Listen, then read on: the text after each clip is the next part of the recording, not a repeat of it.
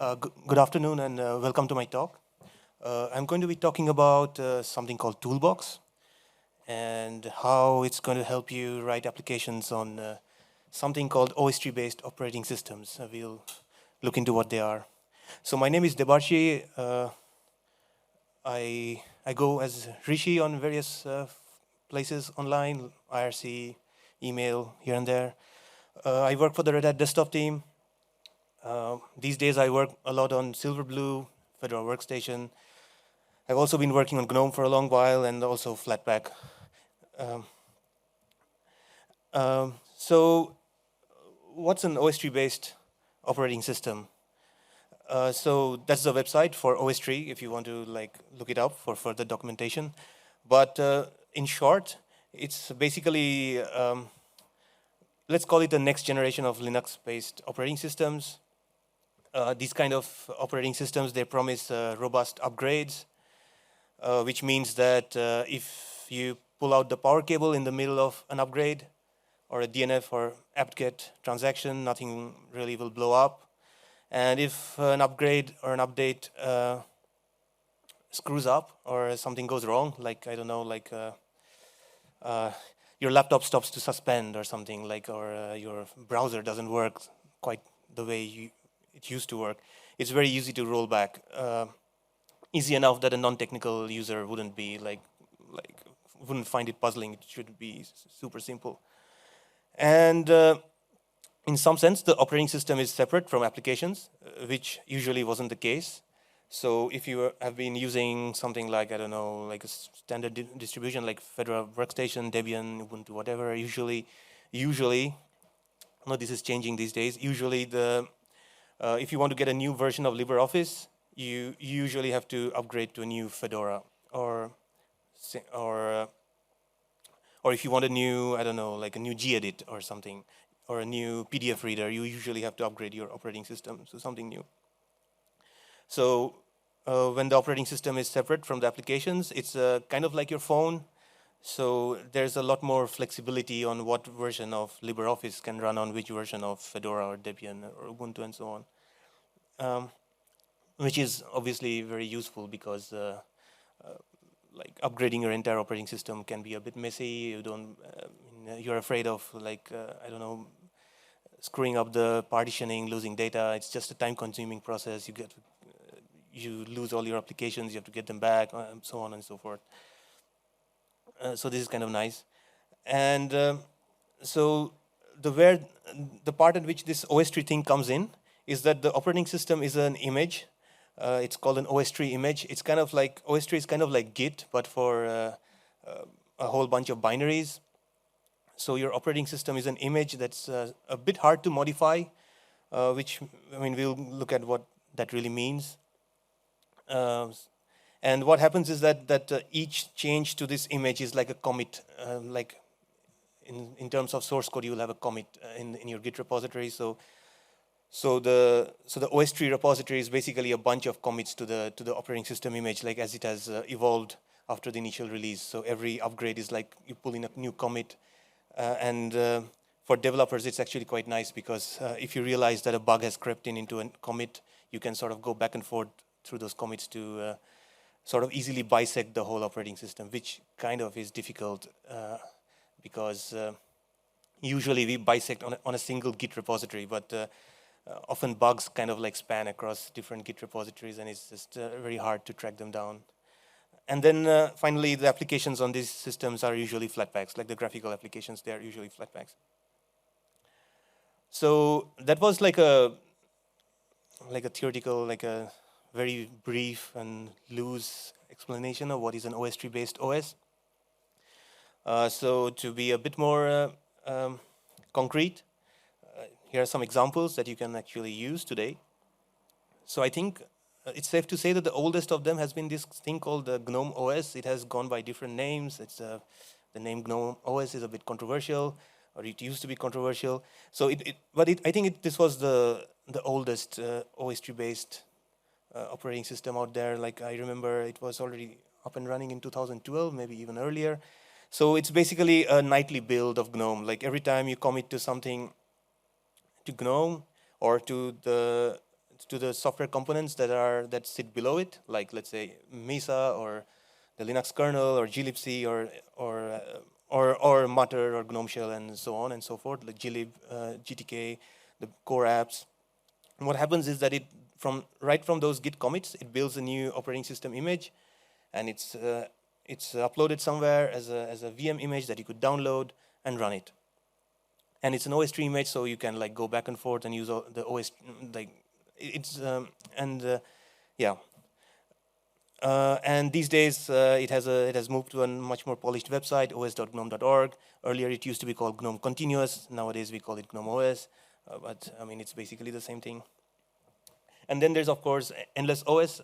You can try it out. It's a more user-facing thing, whereas GNOME OS is more like a reference build for developers or designers to see how the new releases are going to look like, or to debug and so on. Whereas Endless OS is a more user-facing thing, which is more like a polished product. But it's also an OSTree-based operating system.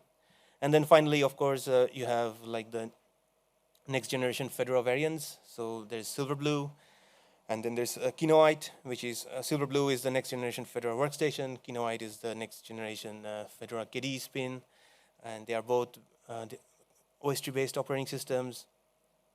Kinoite is the younger of the two, but it came out with the Fedora 35 release. Silverblue is a bit older.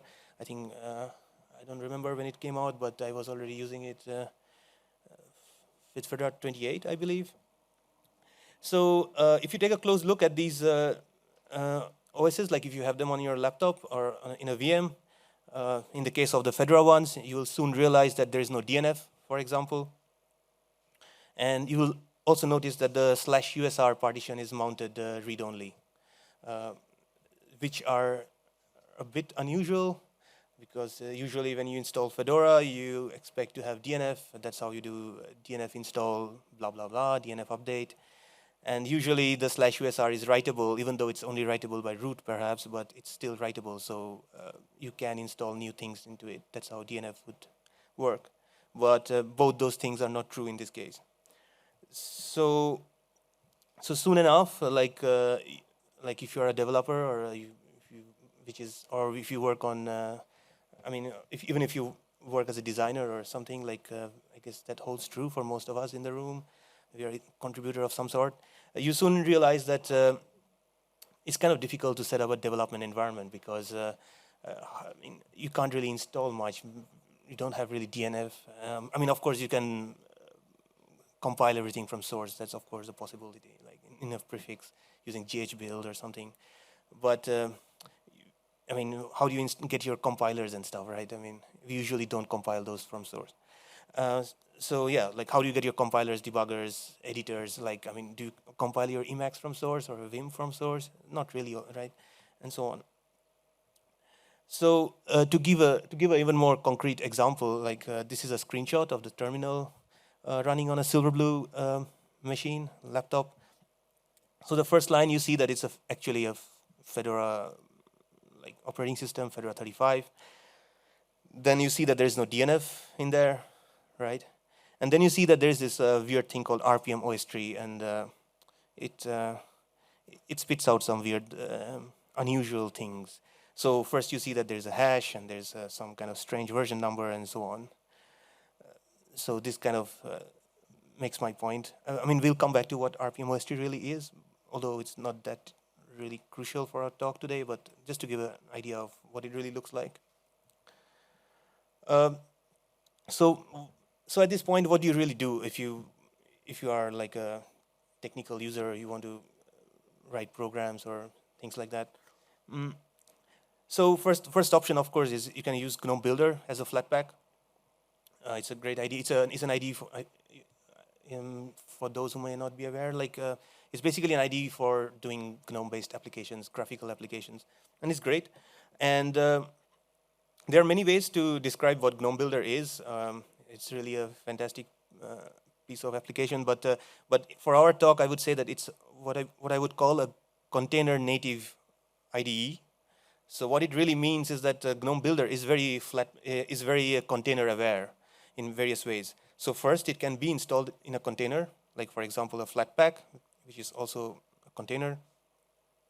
Then the second thing is that it's able to set up a development environment inside a container, which can be a Flatpak SDK, which is probably the most what a lot of people do. Like if you went to the bottle stock, they were talking about like delivering their application as a Flatpak. So that's what you would do. Or it's also possible to have your SDK in a Podman container, like which is a more like an OCI container, similar to Docker. So that's the second way in it, which it's container aware. And the third is that you can, of course, build your application as a final, like a containerized thing. Usually it's a Flatpak. So you get your ID in a container, your development environment is already, can be in some kind of container, and your final output can also be a container. So in this way, GNOME Builder is very like container aware, or container native is what Christian Hergert once used, so I stick to that terminology. Christian Hergert is the author of GNOME Builder, so yeah. So, but that's great if you're writing on if you're working on a graphical application, I mean, which a lot of us probably are, and that's wonderful. But what if you are working on plumbing? Like, I mean, a lot of us, we don't just write applications. We also end up working on the plumbing, which means working on, I don't know, from everything from Mesa to dbus, sometimes even the kernel, to GTK, glib, or I mean, I'm a bit biased towards GNOME because that's what I work and use for a long time, but this also applies to other platforms, you know, Qt, Plasma, like, so what if you are working on all those things and not just on an application? So then things are a bit more, tend to get a bit messier. And then it's just kind of like a reality that lots of development tools are not really available as Flatpak runtime extensions, which is how, like Flatpak runtime extensions are the way, how you kind of add extra things to your standard runtime. But I mean, if you want weird debugging tools, or I mean, I don't know, if you're using Ruby and you want this particular Ruby, some tool for, I don't know, like to measure the performance or something, whatever, like all those things are usually not available as a Flatpak runtime extension. Like it's just a historical fact that they tend to be available as distribution packages, mostly because distro packages have been around for so long, and they're just vastly better known, and that's how it is. So at this point, as a developer, you're kind of like stuck, like because even though this idea of an OSTree-based operating system sounds great, I mean, you have robust upgrades, fearless upgrades, and rollbacks and everything. You can't really get your work done, and so it's kind of hard to dog food. Like you can't really use your own thing that you expect users to use, and which is, I mean, always like a really bad situation to be in. And then this was just GNOME Builder and like plumbing and such. And so what about other IDEs? Like if you look at IDEs like Visual Studio Code and stuff, they are not that container native by default. I mean, they are a bit free form. You can have plugins and this and that, and you can have build scripts and all that to pretty much do what you want. But they are not quite like set up to be container native as GNOME Builder is. And then what if you just don't use IDEs? Like you mean, what if you are an Emacs Vim, or I mean, like you're like a old school command line kind of person, and what then? And then and there's nothing wrong with being like that. So at this point, if you look at Fedora Silverblue, you realize that there's this thing called RPM OSTree. We saw a brief screenshot before. So with RPM OSTree, what you can do is something called package layering. So the idea is that, let's say you want to install strace just to like figure out what's going wrong with, I don't know, some random process on your operating system. So what happens is when you do RPM OSTree install strace, it will pull in the strace RPM and its dependencies, and then locally recreate a new OSTree image. So it will like add whatever is necessary for strace to your default OSTree image, and then like create another image from it. So it's kind of like having a Git, like a private branch in Git, sort of, which you keep rebasing as the upstream branch keeps going forward. So this is a possibility, but the problem with OSTree, which I didn't mention before, or I don't know, let's say like it's a characteristic it has. I don't know if it's a problem or a benefit. That's up to you. Really depends. So is that like every time you pull in a new OSTree image, or whether it is from like the Fedora repositories or the Endless or the GNOME repositories, or whether you build it locally using RPM OSTree, you have a new OSTree image, and you really need to reboot into that image. And this is kind of like a fallout from the fact that upgrades are robust, because what happens is like normally with DNF or apt-get, you kind of upgrade in place. So if suddenly the upgrade gets aborted very abruptly, your system can be left in an undefined state. Whereas here, what happens is that the image is pulled in to the side. So even if you pull out the power cord or the internet cable, nothing really happens. Like it doesn't touch the image that you're running. So that's the good part of it, the robust, fearless upgrades kind of thing. But this need to reboot can become really annoying, because if you are like trying to install development headers or your debugger or this or that, and you're probably pretty frustrated at the middle of the night, something is not working the way you expect, and I mean having to reboot every time can be like really annoying. And then there's the other thing, that too much of this thing tends to like take away some of the benefits of an OSTree based operating system, because one of the big things of having an OSTree based OS is that that OS image tends to be really small and minimal, which means that it's really easy to QE it, like test it, and you have a very well-defined image that that you know how it looks like, and you can test it. Whereas every time the user locally adds more things to it, the nature of that image kind of changes. And this used to be a real problem in the past, because like let's say RPM packages used to have something called RPM scriptlets.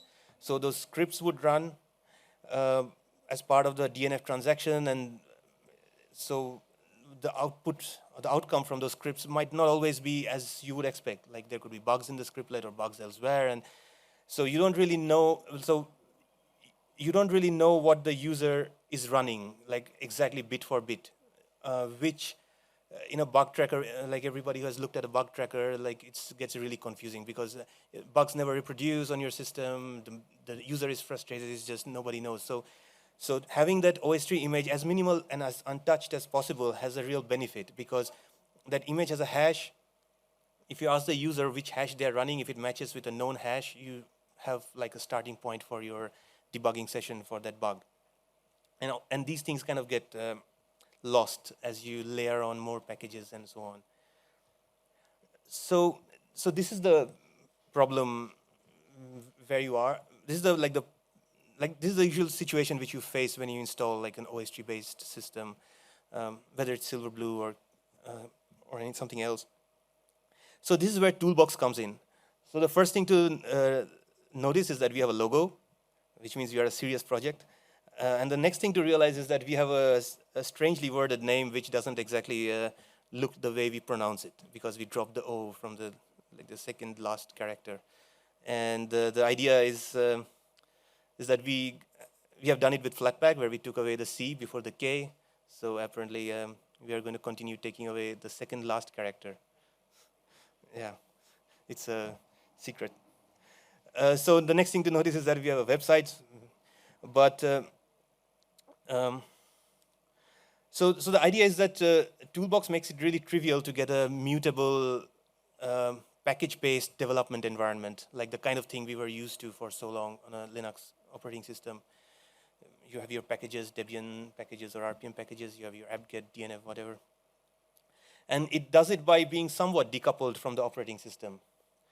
We will see how, but that's the basic promise. Like once you find yourself in this like quagmire with an OSTree-based environment, this is what it promises: that it's going to let you create a mutable package-based development environment, and it's going to be somewhat or somehow decoupled from the operating system. And formally, it was called Toolbx with an O, but I mean it's a terribly generic name, and it's various people have their implementations of Toolbx, and actually historically the CoreOS GitHub organization had a CoreOS Toolbox, and it's just a too generic a name. And actually before that, we had solved that problem of being generic by adding the Fedora name in front of it to somewhat namespace it, because it was pretty much like an experiment. Like we didn't really know what we were doing. We knew that we had a problem to solve, and we were mostly experimenting. So we thought like Toolbox is a generic name. We'll stick Fedora in front of it, and we'll see where it goes, and then we'll figure it out. I mean, it's just an experiment. But soon, like too many people started using it. I mean, it didn't even have a Git repository in the beginning. It was just like a file on my local disk, and I was emailing it around, and then too many people were using it, and then there was just this enormous pressure to like call it something generic, because people wanted to use outside Fedora, and there was really nothing Fedora specific to it, other than it being something that solves a problem that Fedora faced. So we dropped sort of the Fedora prefix. We ended up with Toolbox, which was even more generic. And then user base kept growing, and it's basically the problem of like we didn't really expect it to be so like, widely used, honestly. So then, yeah, we kind of renamed it to something a bit more easy to search for, and so on. So going back to our example, like this is again a terminal running on a Silverblue system.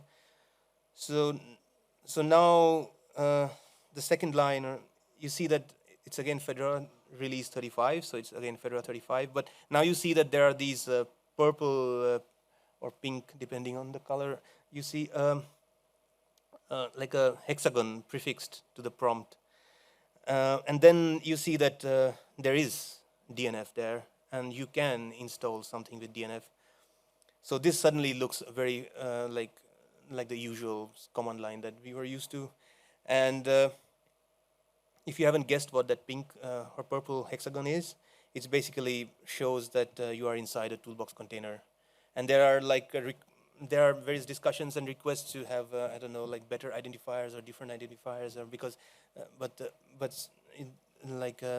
this is an identifier that kind of shows that the prompt is not your host prompt. So this is basically what Toolbox gives you in a single screenshot, pretty much. I mean, I'll go on about a few other things, but this is basically the idea. So first of all, like maybe you have guessed, so there's something going on with containers, like everywhere these days. So Toolbox is basically using containers this is how the development environment is sort of separate from the operating system that you're running. And we are basically using OCI containers, or this thing called Open Containers Initiative. It's like an effort to sort of standardize what Docker started doing, and these days we have different implementations. Like we are using Podman, something called Podman. And the idea is that the Toolbox tries to remove all the cognitive overhead of thinking about containers, like how do you run a OCI container, and once you have started it, you don't know how to get your files and your SSH key or your GPG key or your, I don't know, like basically your Git checkouts and stuff, like your home directory and this or that. So because all those things are sort of, you don't have to worry about on an old school package based OS, right? Like you go to the command line, there's a home directory. It's, if you start, I don't know, gedit from the command line, it will show up on your screen. But if you just run a Docker container or a Podman container out of the blue, that's probably not what's going to happen. So things like that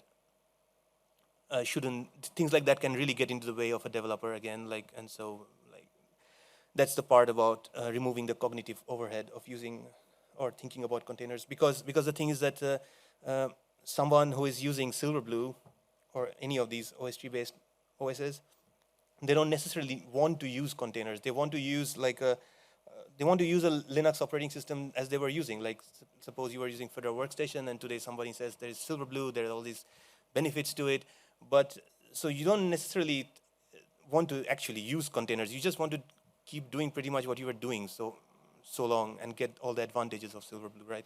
So that's the idea. I mean, of course, if you really want to use containers and you know a lot about them, I mean, nothing's stopping you from doing that. I mean, you can do whatever you want. And then, so the primary goal of Toolbox in one line is to bring back the usual command line on OSTree-based operating systems for debugging and development. Like, I was talking a lot about development, but debugging is also a thing. Like if you're a sysadmin and you want to install some debugging tools because your server or node on the cloud or something, or VM is not working somehow, or even as a developer, you might want to just like profile some running process, you know, like collect some data, like strace it, attach GDB, so on and so forth. Like look into some crashes and whatnot. And as you can imagine, something like this is crucial for the adoption of these OSs because currently, even a few years ago, Silverblue was really quite useful for non-technical users. Like I know several non-technical users who use it and they never touch the command line, and it's really reassuring because you know that things can always be recovered. If some update or something goes wrong, it's kind of like bulletproof, so to speak. But then it so happens that a big percentage of Linux desktop users are actually developers or contributors to free software projects or developers at big corporations and so on. And taking away the usual command line is going to be a big, we are going to basically lose a huge chunk of our user base, and adoption will be a major problem. And which will kind of really suck because OSTree and Flatpak and this new way of doing things does have a lot of advantages. So just to quickly look at non-goals, I will expand on them a bit. So first of all, we don't really want to like have an alternate distribution format. Like, Flatpak is great for distributing apps, graphical apps, and just use Flatpak. Although I would say that Toolbox does have some features with which you can sort of distribute an app as a toolbox. Like there's this toolbox run command, and you can put it in a .desktop file, and you can, of course, do it that way. For some reason, you don't have a Flatpak or don't want to or something. But like we really don't want to like compete with Flatpak or anything because we don't want to get into the business of how to export the .desktop file nicely, how to deal with icons and themes and all this. It just quickly gets into a huge Flatpak has all that, and but yeah, like as I said, like there's this toolbox run command, so you can always like hack up your own thing, like something cheap and nasty, just to get you going for some reason. So in that sense, there is some overlap too. But sometimes you do have overlap, so that's fine. And then there's this thing about security. Like it turns out that whenever you say containers, people think about somehow it's secure, and then somehow that expectation somehow goes on to Silverblue or OSTree because people often describe Silverblue as this container-based operating system. So if it's container-based, it also has to be secure. But the thing is that containers don't really automatically imply security. Like even if you have a Flatpak container and you open up everything, you don't really have security at that point. And so what a lot of people sometimes expect is that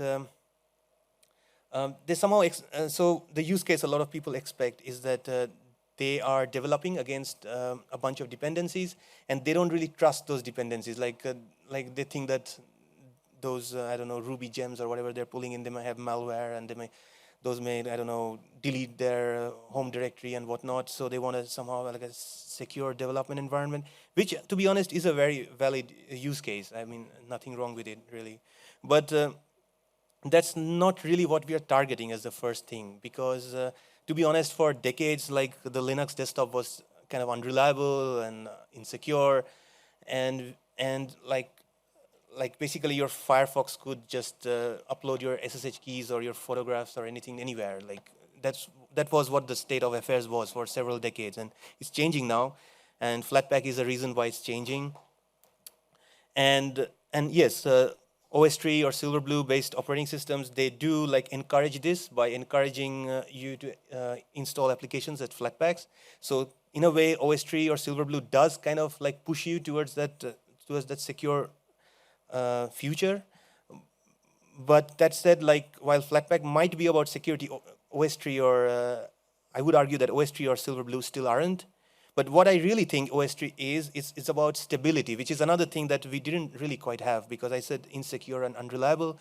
Is that like when you think about a typical Linux distro for decades, like you had these mirrors and all the packages, like if you built a package, It goes to some testing repository, then from there it flows to the main repository of updates, and there are several mirrors all over the world, and they are all synced at different times of the day. So if somebody files a bug, or if you are like a test person, like a QE person, you can't really say that I tested this set of builds today and they are supposed to work and this is good. You can't really say that. The way we do it is by like having a social solution to a technical problem is by having freezes and stuff. Like we freeze everything for a few weeks and we say that this is the golden release and all that. But after the release, we don't really do much. It's really chaotic at that point. So that's one thing. And then another thing, so that's one thing that I think OSTree really solves by making it really easy to test things. You know what you're testing, and you have a real can have a conversation. And then we don't really want to support different container engines because that's not quite the goal. Like, and it quickly becomes difficult to work through bugs. And then we also don't want to really chase the goal of supporting every single image that one can produce. Yes, you can of course like change the default image. There's a command line flag for it. There's a configuration file for it. But our goal is really not to support every single image out there because there are all sorts of OCI images out there. Like people are running all sorts of services and this and that. So if you just want to look into an image to see what's there, you can always Podman run it. You can probably use Toolbx with it too. But but in some cases it wouldn't work, and in some cases it would probably be considered not a bug if it didn't work.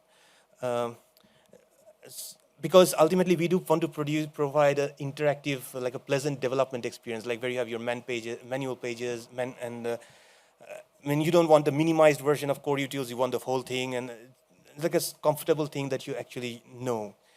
And while you can use different images, it's also not like the most pressing goal. Like it's a matter of trade-offs, basically. So yeah, like it's hosted on the same GitHub organization as Podman.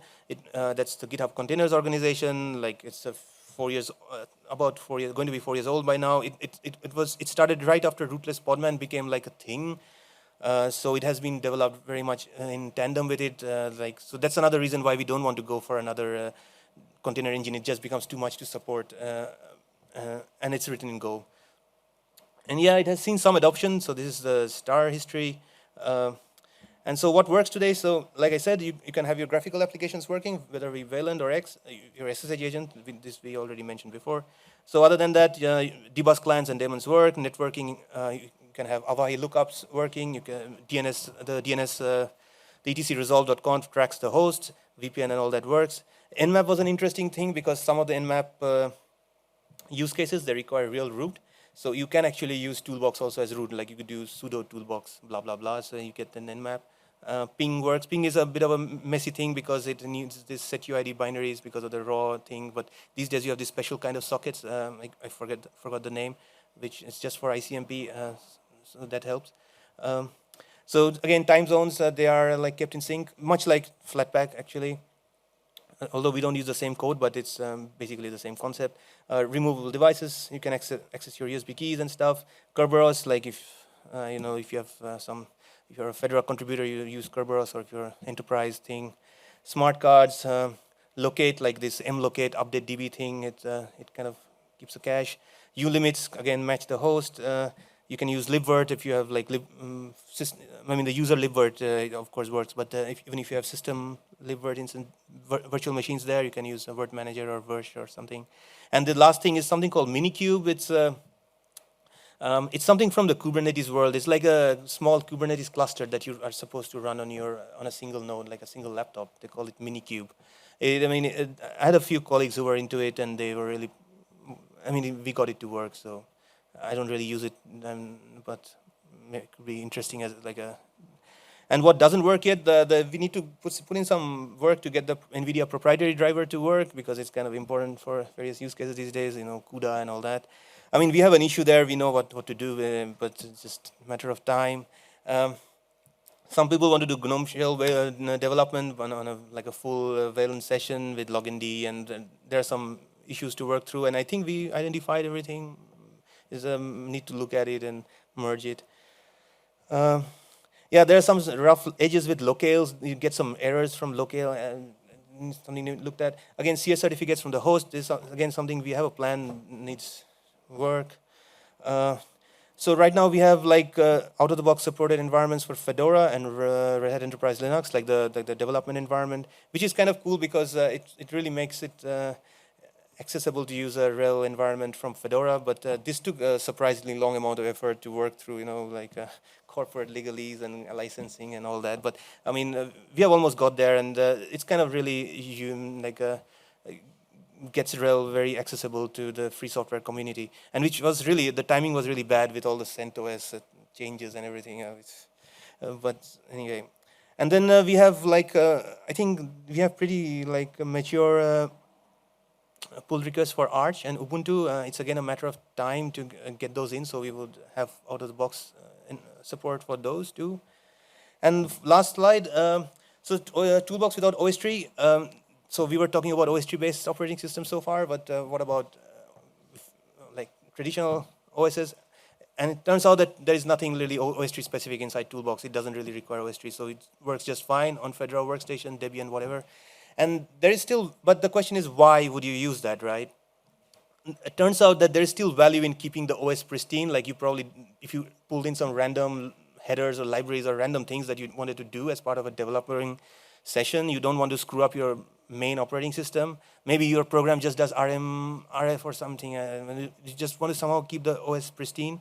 So there's a value in that. And also like what you can do is like you can have a, like, I don't know, like a Ubuntu toolbox running on a Fedora machine, and you can like get the Ubuntu toolchain and see if there are weird, I don't know, compiler warnings and whatnot. Like some people, I have come across like strange people who really need a specific toolchain for building a specific plugin for a specific weird application, and without that it will not work, and all those things. And all that you can do through the what looks like the usual command line without going through the mental barrier of a virtual machine or something a bit odd.